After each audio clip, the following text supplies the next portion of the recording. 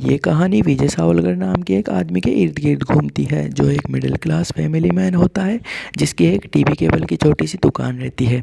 उसे फिल्में देखने का बहुत शौक होता है। वो अक्सर दुकान में बैठा बैठा क्राइम की फिल्में देखता है। उसकी फैमिली में उसकी पत्नी नंदिनी और दो बेटियां अंजू और अन्नू रहती है।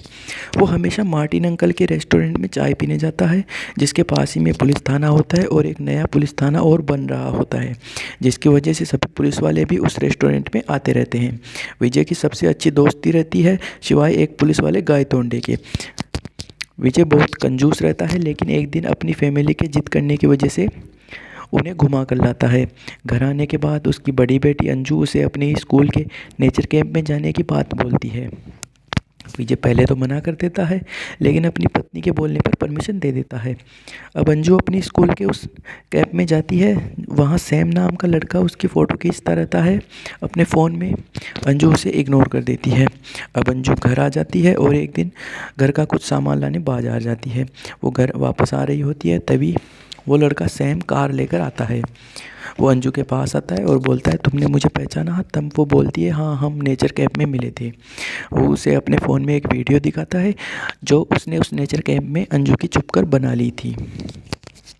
वो उसे ब्लैकमेल करता है कि अगर वो रात को 11 बजे अपने घर के गार्डन में नहीं मिली तो वो इसे फॉरवर्ड कर देगा। अंजू घर आ जाती है और रोने लगती है। रात को सैम उसके घर पर आता है। अंजू भी आती है और उसकी मम्मी भी वहाँ रहती है क्योंकि अंजू उन्हें सब कुछ बता चुकी होती है। वो दोनों सैम से रिक्वेस्ट करती है उस वीडियो को डिलीट करने के लिए लेकिन वो नहीं मानता। फिर वो दोनों उससे फ़ोन छीनने की कोशिश करती है जिसमें अंजू को धक्का लगता है और वो नीचे गिर जाती है। उसकी मम्मी सैम से रिक्वेस्ट करती रहती है। अंजू पास में पड़ी एक लोहे की रॉड उठाकर उसके हाथ पर मारने की कोशिश करती है लेकिन गलती से सैम के सिर में लग जाती है और वो वहीं गिर जाता है। और वो फिर उसका हाथ चेक करते हैं तब उन्हें पता चलता है कि वो मर चुका होता है। अगले दिन विजय घर आता है और फर्श पर खून देखता है। अंदर जाता है, वहाँ वो तीनों रोती रहती हैं। वो विजय को सब कुछ बताती है। फिर विजय थोड़ी देर सोचता है।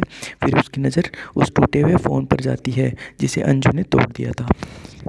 वो उसमें से सिम निकाल कर अपनी जेब में रख लेता है और उनको सब कुछ साफ करने को कहता है। फिर वो उस गाड़ी को ढूंढने लगता है जो सैम लेकर आया था। वो उस गाड़ी को स्टार्ट करता है तब उस पुलिस वाले गाय तोड़ने की नज़र उस पर पड़ जाती है। विजय उस गाड़ी को लेकर जाता रहता है तब रास्ते में उसकी नज़र स्वामी जी के सत्संग के बोर्ड पर पड़ती है जो कि रास्ते में लगा हुआ होता है। फिर वो रास्ते में एक मोबाइल की दुकान पर जाकर एक सेकेंड हैंड मोबाइल ले लेता है जिसमें उस सैम की सिम को डालता है और फिर वहाँ से जाता है। फिर वो उस मोबाइल को एक ऑल इंडिया परमिटेड ट्रक की छत पर फेंक देता है और बहुत दूर एक तालाब में उस गाड़ी को डुबा देता है और फिर अपने घर आ जाता है। वो अपनी दुकान पर जाता है जहाँ उसका वर्कर उससे पूछता है कि कोई प्रॉब्लम है क्या, आप ऑफ लग रहे हो। वो उससे फिर नॉर्मली बिहेव करता है और घर आ जाता है।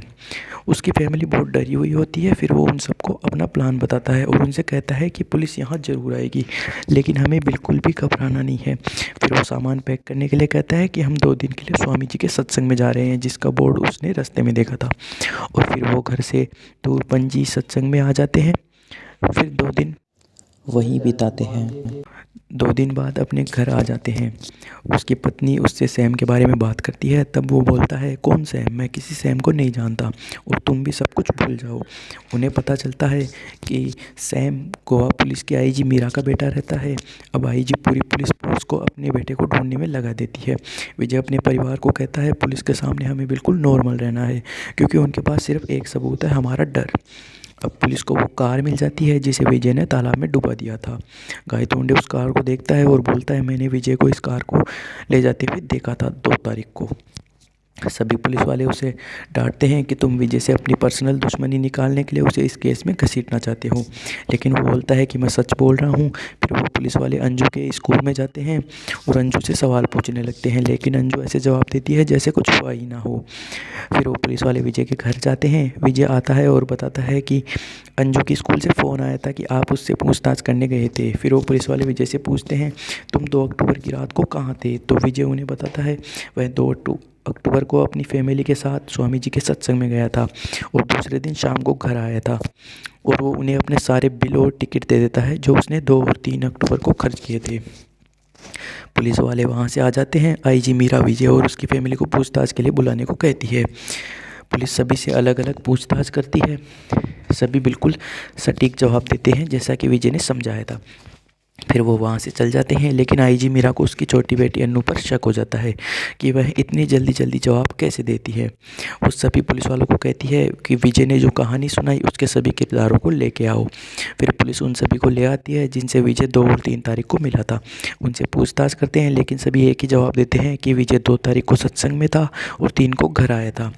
महेश मीरा से कहता है कि हमें कोई सुराग नहीं मिला, इसका मतलब गायतोंडे झूठ बोल रहा है और विजय उसकी फैमिली निर्दोष है। तभी गायतोंडे बोलता है, अगर मैं झूठ निकला तो मैं रिजाइन कर दूंगा। मीरा बोलती है उसने विजय को गंवार समझकर गलती कर दी। फिर वो उस बस कंडक्टर से पूछताछ करते हैं जिसमें विजय सत्संग गया था।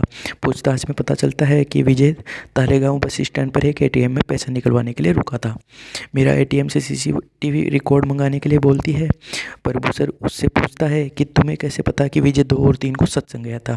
तब वो बताता है कि विजय उससे दोबारा मिला और तब बताया था।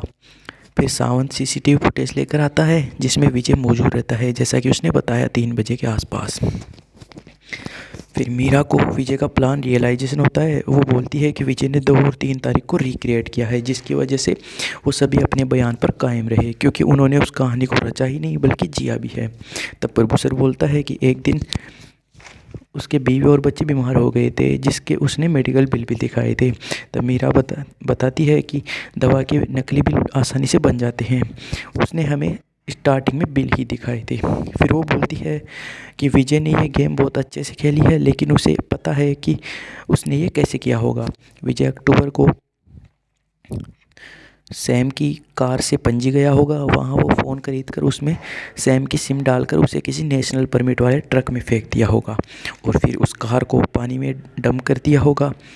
फिर वो वापस किसी रेस्टोरेंट में जाकर 4 पाव भाजी के पार्सल लेता है और उसी दिन सिनेमा के 4 टिकट भी लेता है। वहाँ से वो सीधा तालेगांव बस स्टैंड जाता है और 3 बजे एटीएम से पैसे निकालता है। फिर गवर्नमेंट बस में बैठकर 4 टिकट लेता है और घर आ जाता है। अगले दिन वो प्राइवेट बस से फैमिली के साथ पणजी जाता है। पणजी जाते ही वो सीधा आश्रम में जाता है और पूरा दिन वहीं बिताते हैं। फिर वो होटल में जाता है। जब नंदिनी को मैनेजर रूम दिखा रहा होता है तो वो 2 अक्टूबर के पेज में अपना नाम लिख देता है और फिर किसी और नाम से रूम बुक कर लेता है।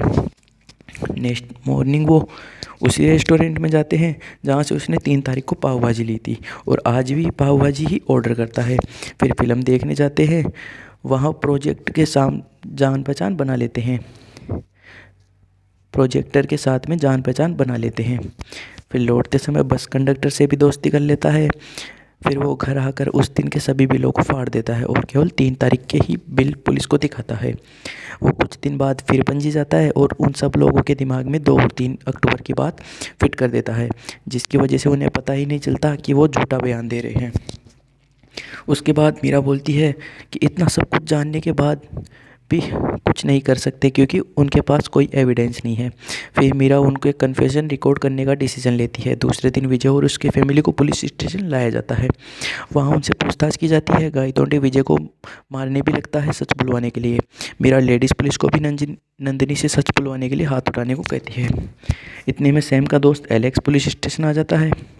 मीरा के पूछने पर वो बताता है कि कैसे सैम ने अंजू का वीडियो बनाया था। फिर मीरा वापस कन्फेशन रूम में आती है और सभी पुलिस वालों को बाहर जाने को कहती है सिवाय गायतोंडे के। वो गायतोंडे को कैसे भी सच उगलवाने का ऑर्डर देती है, जिससे गायतोंडे विजय और उसकी फैमिली को मारने लगता है। ये देखकर छोटी बेटी अन्नू डर जाती है और रोने लगती है। मीरा अन्नू के अलावा सबको बाहर भेज देती है। फिर गायतोंडे अन्नू को धमकाने लगता है और उसे मारने पीटने लगता है, जिससे अन्नू डर कर उसे सब बता देती है कि सैम की बॉडी कहाँ है। फिर मीरा अन्नू को लेके विजय के गार्डन उस जगह जाती है जहाँ अन्नू ने सैम की बॉडी बताई। फिर वहाँ बहुत सारे लोग और मीडिया वाले इकट्ठे हो जाते हैं। अब उस जगह गड्ढा खोदने पर एक बॉडी निकलती है जिसे देखकर सभी चौंक जाते हैं क्योंकि वो एक कुत्ते की डेड बॉडी रहती है। फिर विजय मीडिया वालों को बताता है कि कैसे उन लोगों को बेकसूर होने के बावजूद मारा पीटा गया। उस गायतोंडे ने सबको मारा और छोटी बेटी को भी नहीं छोड़ा। फिर गायतोंडे विजय को मारने आता है, लेकिन लोगों की भीड़ गायतोंडे को पीटने लगती है। अब ये मीडिया में खबर फैल जाती है और गायत्री को सस्पेंड कर दिया जाता है।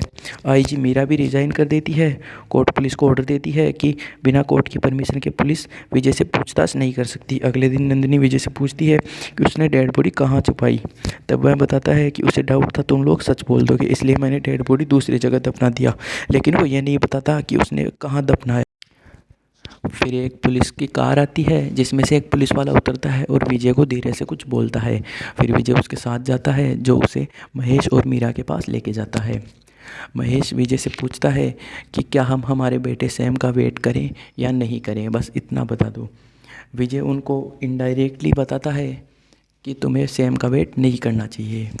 फिर वो वहाँ चले जाते हैं और विजय अपने घर आ जाता है और ये कहानी यहीं एंड हो जाती है।